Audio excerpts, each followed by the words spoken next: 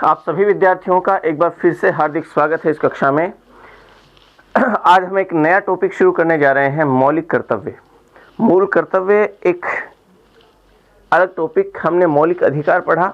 उसके बाद में आज की इस कक्षा में हम थोड़ा और आगे बढ़ते हुए मौलिक कर्तव्यों की चर्चा करते हैं कि असल में मौलिक कर्तव्य मौलिक अधिकार और नीति निर्देशक तत्वों से अलग कैसे हैं, और मौलिक कर्तव्य वास्तव में हैं कौन कौन से, किस प्रकार से कितने मौलिक कर्तव्य दिए गए और कौन कौन से दिए गए। देखें, आपको मौलिक अधिकार के जितने भी आर्टिकल्स हैं वो सारे याद हो जाते हैं, सारे मौलिक अधिकार भी याद हो जाते हैं लगभग। जैसे जैसे हम याद करते हैं तो सामान्यतः हम याद कर लेते हैं। नीति निर्देशक तत्वों में ये दिक्कत रहती है कि हम नीति निर्देशक तत्वों के आर्टिकल्स को और कौन कौन से नीति निर्देशक तत्व दिए गए उनको हम सामान्यतः याद नहीं कर पाते। तो पिछली क्लास में हमने कोशिश ये की थी कि सभी आर्टिकल्स को हम थोड़ा सा अच्छे से पढ़ के समझ के उनको याद करने की कोशिश करें। लेकिन मौलिक कर्तव्यों के बारे में एक दिक्कत यह है कि मौलिक कर्तव्य वर्तमान में 11 हैं, हम सबको पता है, लेकिन फिर भी हम उन 11 मौलिक कर्तव्यों को उसी सीरीज में उसी क्रम में याद थोड़ा सा नहीं कर पाते हैं। हम कोशिश इस क्लास में ये करेंगे कि हम मौलिक कर्तव्यों को थोड़ा सा याद कर पाएँ, क्योंकि आजकल एग्जाम्स में कई बार ये पूछ लिया गया है कि निम्नलिखित में से चौथा मौलिक कर्तव्य कौन सा है, निम्नलिखित में से दूसरा मौलिक कर्तव्य कौन सा है। उस क्रम को भी ठीक वैसे तरीके से याद रखना है। ये भी पूछ लिया जाता है कि निम्नलिखित में से कौन सा मौलिक कर्तव्य नहीं है। 4 दे दिए, उनमें से 3 मौलिक कर्तव्य हैं और एक उससे मिलता जुलती एक लाइन और दी, हम उसको पहचान नहीं पाते कि कौन सा मौलिक कर्तव्य है और कौन सा नहीं है। तो आज की इस क्लास में हम थोड़ा सा आगे बढ़ते हैं, मौलिक कर्तव्यों को थोड़ा सा समझते हैं। देखिए, आप जानते हैं कि मूल संविधान में मौलिक कर्तव्यों का कोई जिक्र नहीं था, मूल संविधान में मौलिक कर्तव्यों को शामिल ही नहीं किया गया था। लेकिन बाद में ये माना गया कि ये एक ऐतिहासिक भूल थी। संविधान सभा को मौलिक कर्तव्यों पर भी विचार करना चाहिए था, उनको भी संविधान में शामिल करना चाहिए था। लेकिन इस ऐतिहासिक भूल को सुधार करने की कोशिश करते हुए इंदिरा गांधी सरकार ने कहा कि हम उस ऐतिहासिक भूल को सुधार कर रहे हैं और एक संविधान संशोधन किया गया, 42वां संविधान संशोधन। लेकिन ये 42वां संविधान संशोधन में जो मौलिक कर्तव्य जोड़ने की जो सिफारिश की थी, वो सिफारिश एक समिति थी, सरदार स्वर्ण सिंह समिति। सरदार स्वर्ण सिंह समिति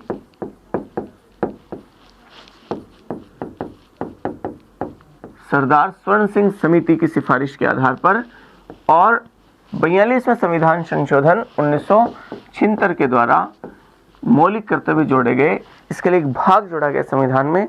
चूंकि भाग 4 में नीति निश्चित तत्व हैं, भाग 5 में केंद्र सरकार शुरू हो जाती है, तो इसके लिए एक नए भाग की स्थापना की गई और एक भाग बनाया गया, भाग 4 के, और इसके अंतर्गत एक आर्टिकल शामिल किया गया, अनुच्छेद 51 के। तो ये विशेष तौर पर ध्यान रखें कि प्रश्न आया कि निम्नलिखित में से मौलिक कर्तव्य कौन से भाग में हैं। ऑप्शन में भाग 2, भाग 3, भाग 4, भाग 5, भाग 3, भाग 4, भाग 5, इनमें से कोई नहीं। ये 4 ऑप्शन हैं। तो हम कई बार ऐसा सोच लेते हैं कि भाग 4 के 4 का ही हिस्सा होगा, लेकिन असल में भाग 4 के 4 का हिस्सा नहीं है, ये एकदम अलग है। ठीक वैसे ही आर्टिकल 51 का हिस्सा नहीं है, ये एकदम अलग है। ठीक है, तो ये इसमें उत्तर होगा इनमें से कोई नहीं। अगर भाग 4 के ऑप्शन में है तो ये होगा। तो ये जरूर ध्यान रखें, भाग 4 का हिस्सा नहीं है। 51 के जोड़ा गया और इसमें 10 मौलिक कर्तव्य शामिल किए जाते हैं। इसके बाद में एक संविधान संशोधन और किया जाता है, 86वां संविधान संशोधन, और इसके द्वारा 11वां मौलिक कर्तव्य और इसमें शामिल किया जाता है। वर्तमान में हमारे मौलिक कर्तव्य जो है हमारे लिए आर्टिकल 51 के में वो 11 मौलिक कर्तव्य हैं। कौन कौन से हैं वो हम आगे पढ़ेंगे। एक बात और ये भी समझिए कि मौलिक कर्तव्य असल में वाद योग्य नहीं होते, न्याय योग्य नहीं होते, फोर्सेबल नहीं है। ये ध्यान रखें आप। नीति निर्देशक तत्व भी न्याय योग्य नहीं है, प्रस्तावना भी न्याय योग्य नहीं है और मौलिक कर्तव्य भी न्याय योग्य नहीं है। ये थोड़ा सा इस बात को और थोड़ा सा ध्यान रखना है आपको। तो मौलिक कर्तव्य हेडिंग डालिए आप। सबसे पहले मौलिक कर्तव्य लिखे इसमें। मूल संविधान में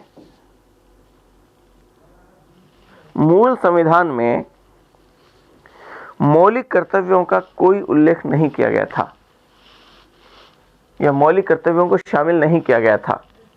मूल संविधान में मौलिक कर्तव्यों को शामिल नहीं किया गया था। शामिल नहीं किया गया था। लिखें अगली पंक्ति में, सरदार स्वर्ण सिंह समिति की सिफारिश के आधार पर, सरदार स्वर्ण सिंह समिति की सिफारिश के आधार पर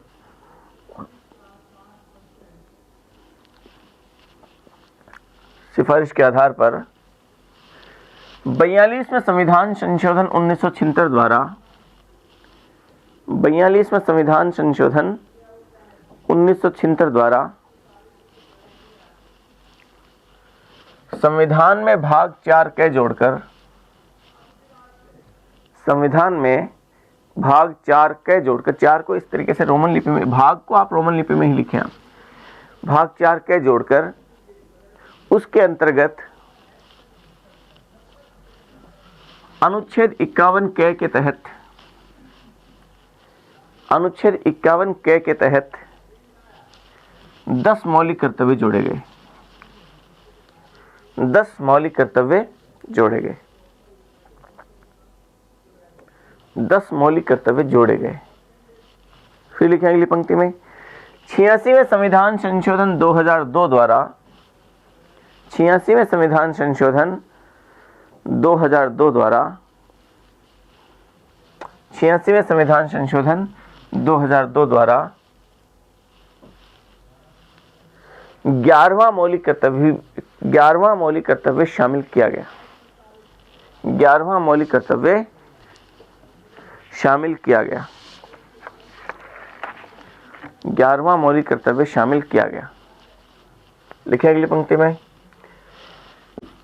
मूल कर्तव्य वाद योग्य अथवा न्याय योग्य नहीं होते, मूल कर्तव्य वाद योग्य अथवा न्याय योग्य नहीं होते, वाद योग्य अथवा न्याय योग्य नहीं होते, न्याय योग्य नहीं होते।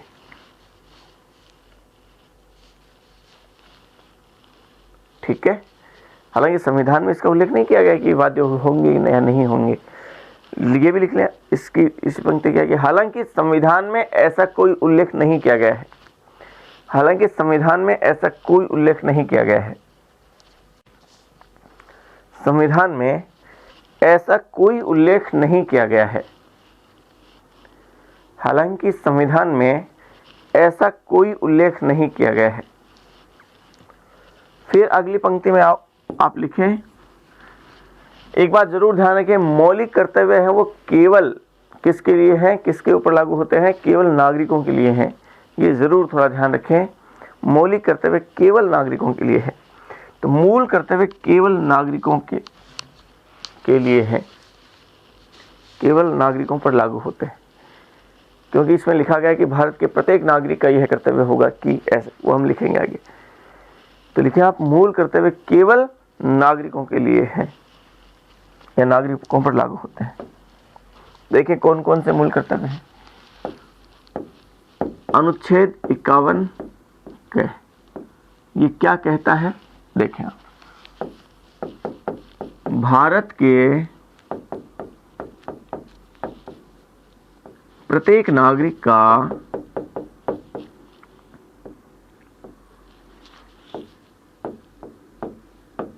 यह कर्तव्य होगा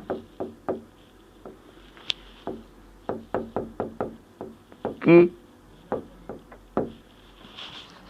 तो नागरिक लिखा गया है, नागरिक का कर्तव्य है, ये ध्यान रखें, तो केवल नागरिकों पर है ये लागू।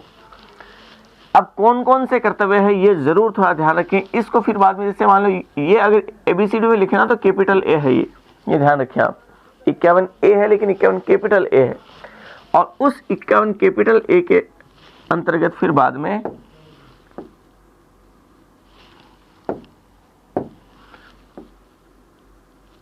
यूं समझ लीजिए 51 A है, ठीक है,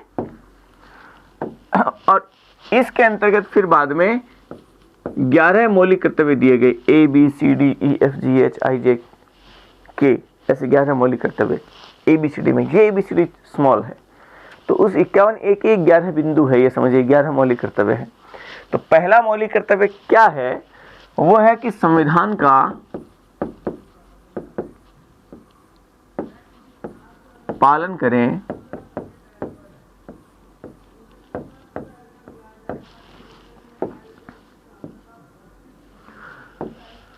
संविधान का पालन करें तथा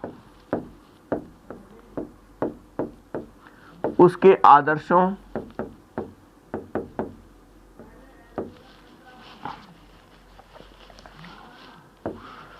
संविधान का पालन करें और उसके आदर्शों, संस्थाओं, इसके अलावा राष्ट्रगान और राष्ट्रध्वज, ये 4 शब्द यूज किए गए हैं इसमें। पहला है संविधान का पालन करें और उसके साथ ही उसके मतलब संविधान के में जो भी आदर्श दिए गए उनका, इसके अलावा संविधान में जो भी संस्थाएं दी गई उनका, तथा राष्ट्रगान और राष्ट्रध्वज। राष्ट्रगीत नहीं लिखा है, ध्यान रखें आप। राष्ट्रगान तथा राष्ट्रध्वज का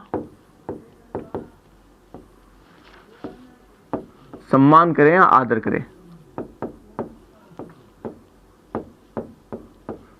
ये पहला मौलिक कर्तव्य है, ए में दिया गया पहला मौलिक कर्तव्य। ये याद कैसे रहे हमें?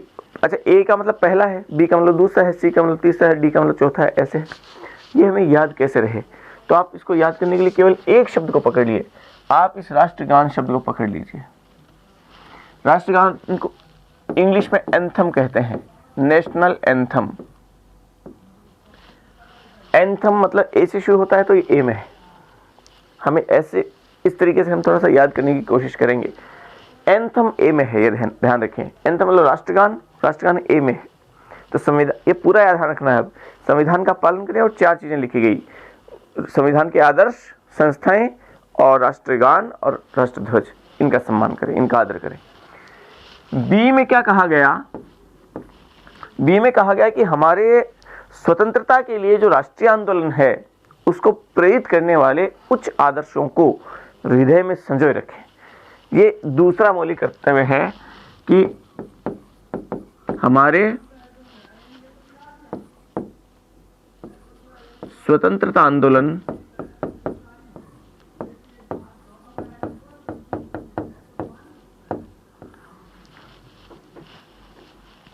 हमारी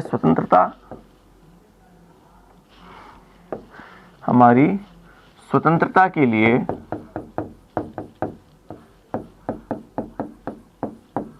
राष्ट्रीय आंदोलन को प्रेरित करने वाले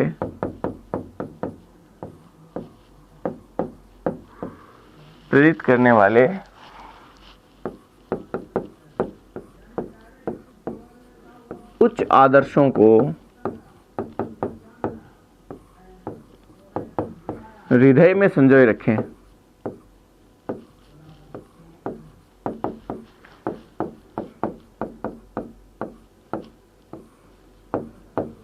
ये दूसरा मौलिक कर्तव्य है।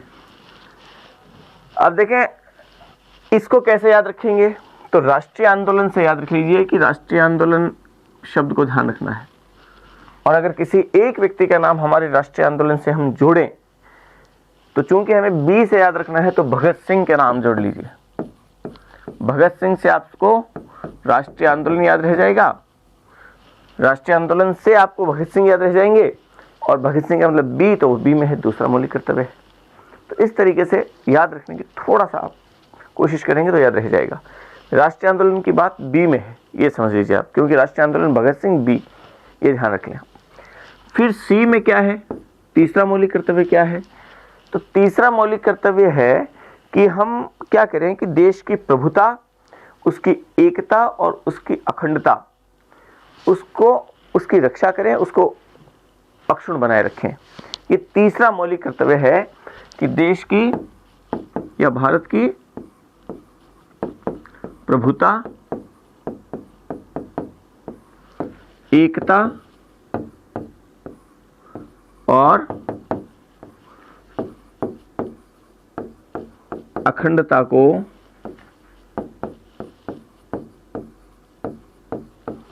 अक्षुण्ण बनाए रखें।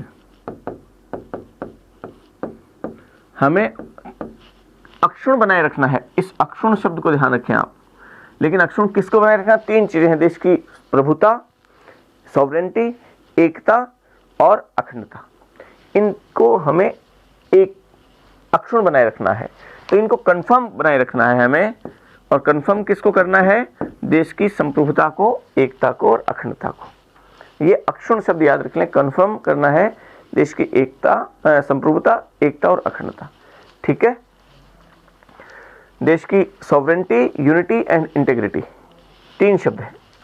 फिर देखें डी में चौथा मौलिक कर्तव्य क्या है, वो देखें डी में है, और वो है कि देश की रक्षा करें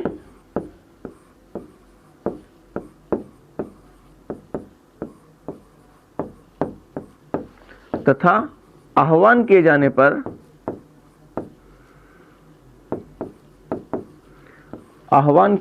पर सेवा हेतु तत्पर रहें।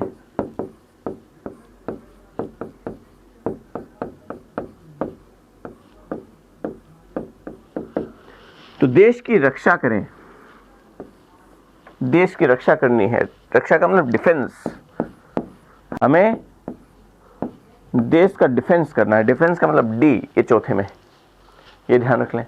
तो इन शब्दों के साथ आप मौलिक कर्तव्यों को जोड़ के उनको याद रख सकते हैं। ए में एंथम, राष्ट्रगान, बी में भगत सिंह, राष्ट्रीय आंदोलन, सी में कन्फर्म, अक्षुण्ण बनाए रखना है 3 चीज़ों को, और डी में डिफेंस, रक्षा करनी है देश की। ठीक है, मेरे ख्याल से 4 तो आपको याद हो ही गए होंगे। फिर आगे देखें 5वां मौलिक कर्तव्य क्या है, और 5वां मौलिक कर्तव्य है कि हमें क्या करना है कि देश में जो समरसता और समान भ्रातृत्व की भावना, उसका विकास करना है, और इसके अलावा ऐसी कुप्रथाओं का त्याग करना है जो महिलाओं की गरिमा के विरुद्ध हो, महिलाओं के सम्मान के विरुद्ध हो।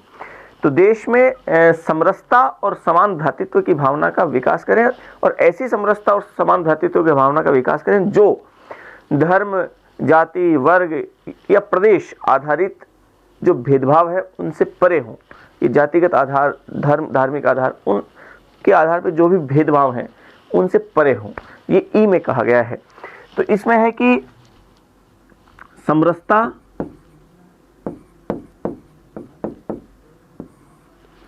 तथा समान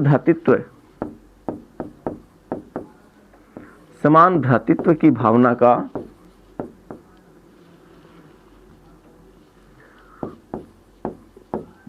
का विकास करें,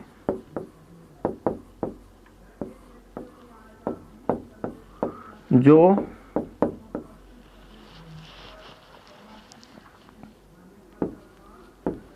धर्म,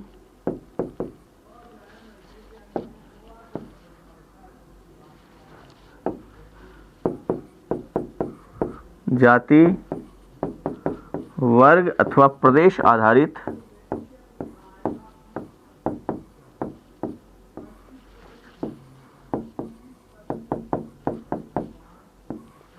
भेदभाव से परे हूं, तथा ऐसी कुप्रथाओं का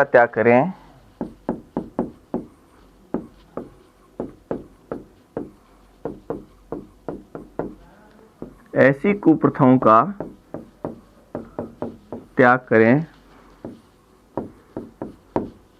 जो महिलाओं की गरिमा के विरुद्ध हो।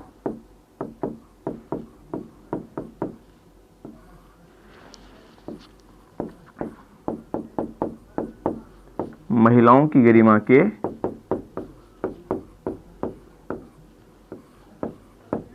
विरुद्ध हो।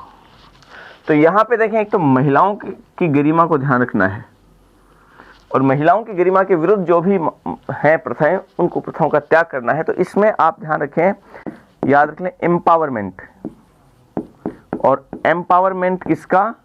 वुमेन, महिला सशक्तिकरण, एम्पावरमेंट ऑफ वुमेन, ये इससे याद रखेंगे तो महिलाओं की गरिमा का ध्यान रखा जाए। इसके अलावा समान भ्रातृत्व की बात है तो उसमें इक्वलिटी को भी आप याद रख सकते हैं, ई से इक्वलिटी भी होती है। तो आप इन दोनों बातों से ही आप इन चीज़ों को याद रख सकते हैं कि इस आधार पे जो भेदभाव हैं उनसे परे रहना है, इन भेदभावों से परे रहना है, और इन कुप्रथाओं का त्याग करना है जो महिलाओं की गरिमा के विरुद्ध हो। ठीक है, तो इस तरीके से ये पांचवा मौलिक कर्तव्य ये दिया गया ई में। फिर देखें अगले, अच्छा पहले आप इसको वीडियो पॉज कीजिए और इसको लिख लीजिए। समरसता तथा समान भ्रातृत्व की भावना का विकास करें जो धर्म, जाति, वर्ग अथवा प्रदेश आधारित भेदभाव से परे हों तथा ऐसी कुप्रथाओं का त्याग करें जो महिलाओं की गरिमा के विरुद्ध हो। चलिए इसको लिखें आप, इसके बाद हम थोड़ा आगे बढ़ते हैं।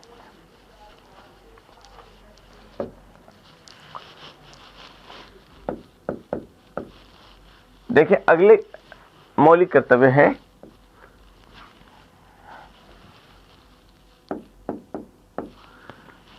छठा मौलिक कर्तव्य क्या है, वो है देश की जो सामाजिक संस्कृति की गौरवशाली परंपरा का निर्वहन करें तथा उसका महत्व समझें और उसका परिरक्षण करें, उसका संरक्षण करें, उसको बनाए रखें।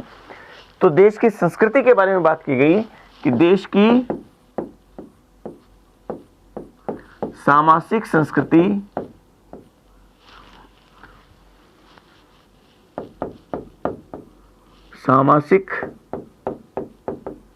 संस्कृति की गौरवशाली परंपरा का महत्व समझें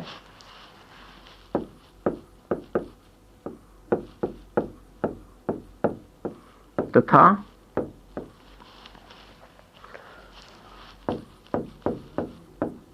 उसका परिरक्षण करें।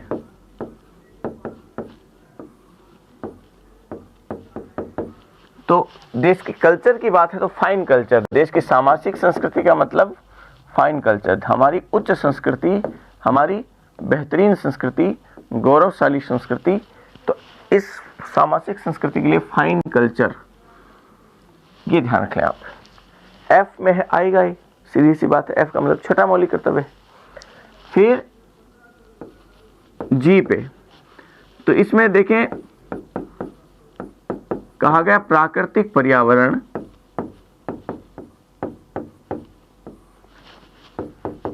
जिसमें वन, झील, नदी तथा वन्य जीव शामिल हैं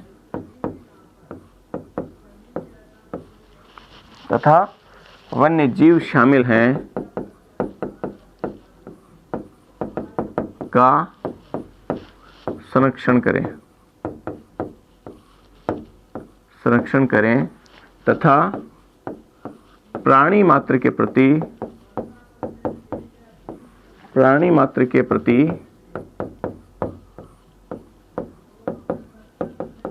दया भाव रखें। ये मौलिक कर्तव्य है, सातवां मौलिक कर्तव्य जी। अब प्राकृतिक पर्यावरण को ध्यान रखना है आपको, वन वगैरह हैं, झील, नदी, तो पर्यावरण का रंग वैसे हरा होता है, तो आप इसमें ग्रीनरी याद रख लें या ग्रीन याद रख लें। ग्रीन से आपको प्रकृति याद रह जाएगी, पर्यावरण याद रह जाएगा, और वो जी में, ठीक है। इसके अलावा इसके बाद हम आगे बढ़े जी के बाद में एच। तो एच में क्या है, इसमें है कि इसमें लिखा गया वैज्ञानिक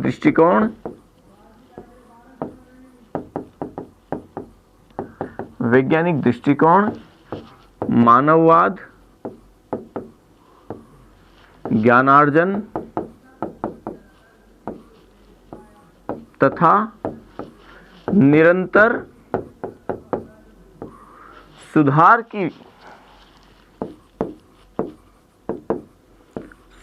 की भावना का विकास करें।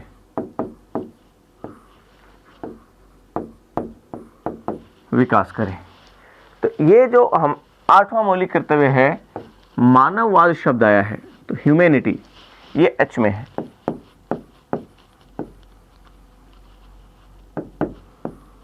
ये एच में है, ये मानववाद से, इसको याद रख लें। हम आगे और बढ़ें, एच के बाद में आई की बात करें। इसमें क्या है, तो आई में है कि जो सार्वजनिक संपत्ति है, उस सार्वजनिक संपत्ति की रक्षा का संरक्षण करना है और हिंसा से दूर रहना है। तो इसमें है सार्वजनिक संपत्ति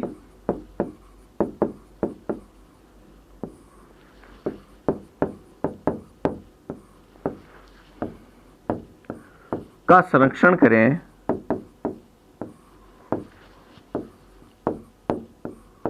तथा हिंसा से दूर रहें।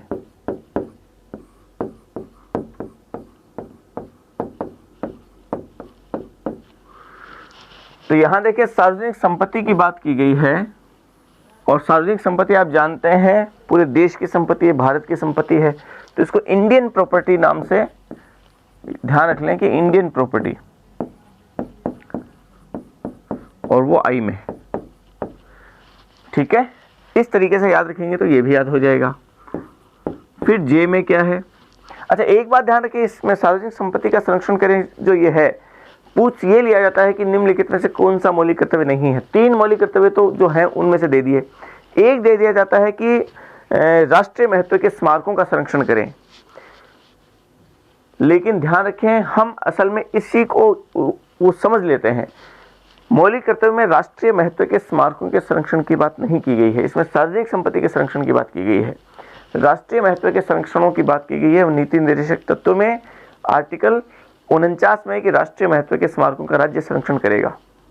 राष्ट्रीय महत्व के स्मारक, स्थान और वस्तु, वो आर्टिकल 49 में हमने पढ़ा था, वो राज्य का कर्तव्य है, ये व्यक्ति के कर्तव्य है। और इसमें सार्वजनिक संपत्ति के संरक्षण का कर्तव्य दिया गया है व्यक्ति को, राष्ट्रीय महत्व के स्मारकों का संरक्षण की बात नहीं की गई है। ये थोड़ा सा ध्यान रखें आप। फिर जे में क्या है? जे में है कि अपने व्यक्तिगत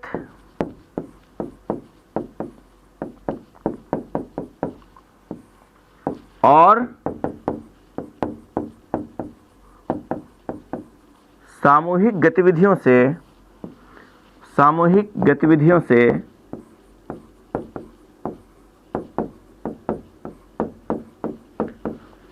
उत्कर्ष की ओर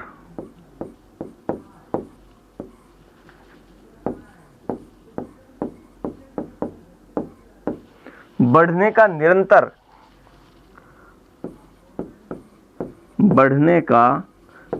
या सतत प्रयास करें, ताकि देश या राष्ट्र नई ऊंचाइयों को छू सके।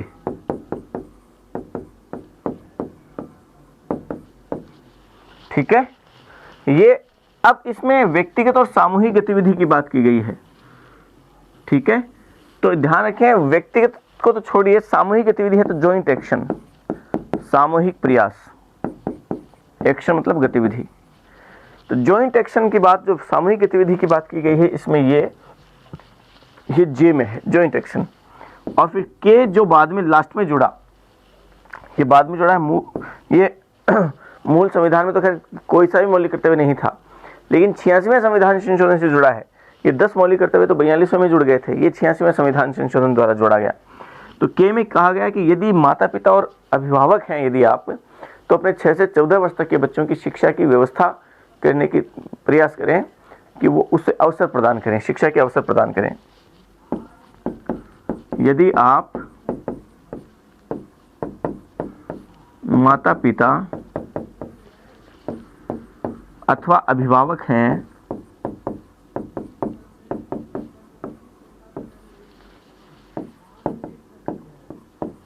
तो अपने 6 से 14 वर्ष के बच्चों को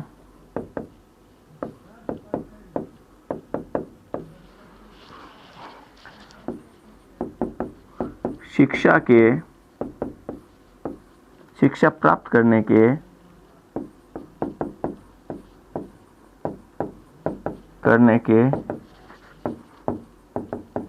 पर्याप्त अवसर प्रदान करें।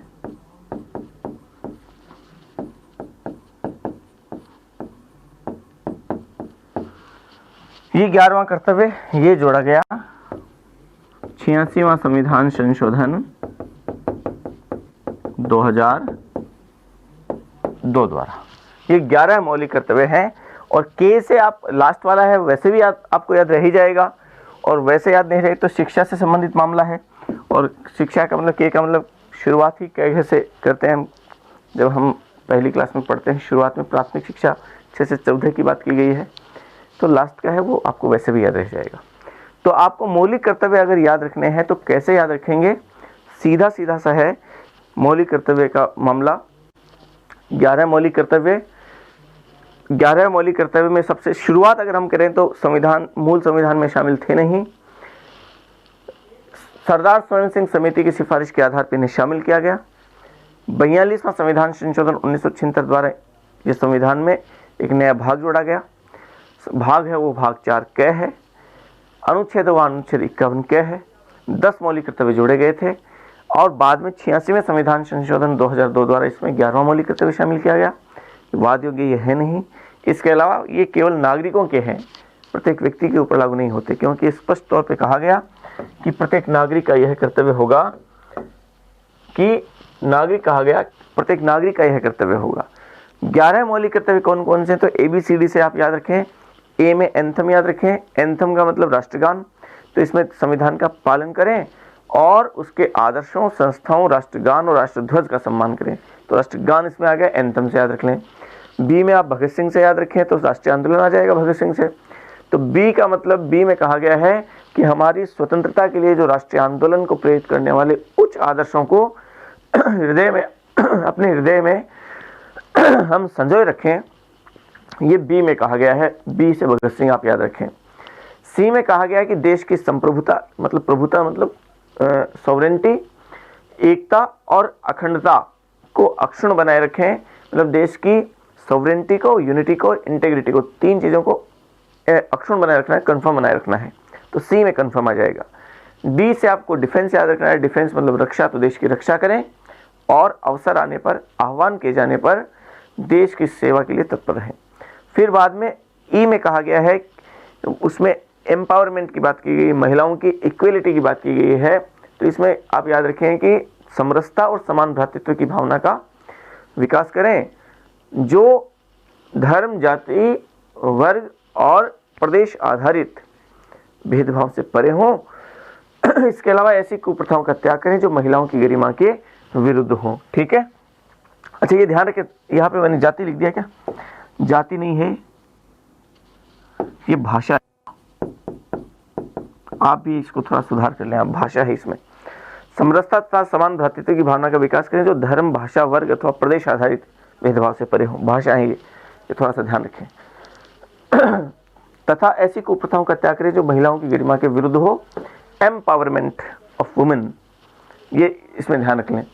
फिर अपन ई के बाद में एफ की तरफ बढ़ते हैं, तो एफ में फाइन कल्चर की बात की गई। कल्चर आप जानते हैं सामाजिक संस्कृति की बात की गई, तो ये कहता है कि देश की सामाजिक संस्कृति की गौरवशाली परंपरा का महत्व समझें और उसका परिरक्षण करें। इसके बाद में एफ के बाद में जी आता है, तो जी में ग्रीनरी की बात की गई है।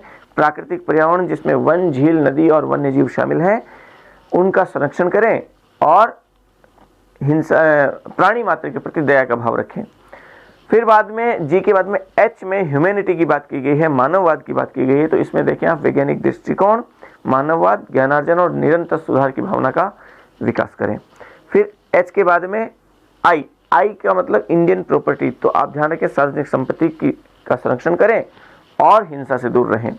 फिर जे में जॉइंट एक्शन की बात की गई है, तो अपने व्यक्तिगत और सामूहिक गतिविधियों से निरंतर या सतत विकास की ओर, उत्कर्ष की ओर बढ़ने का प्रयास करें तथा देश इस ऐसा प्रयास करें जिससे कि देश, राष्ट्र नई ऊंचाइयों को छू सके, ये जे में कहा गया। फिर बाद में के में कहा गया कि यदि आप अभिभावक और माता पिता हैं तो अपने 6 से 14 वर्ष तक के बच्चों की शिक्षा की पर्याप्त अवसर उसे प्रदान करें, उसकी व्यवस्था करें। ये 11 मौलिक कर्तव्य वो आपके सामने है, इनको आप पढ़ें, याद रखें। देखें इनमें से प्रश्न बहुत बार पूछ लिए जाते हैं, तो इनको थोड़ा सा इस तरीके से सिस्टमेटिक याद रख लेंगे तो आसानी से आप याद रख सकते हैं, ज़्यादा मुश्किल है नहीं। ठीक है, अगली क्लास में हम फिर आगे बढ़ेंगे। धन्यवाद।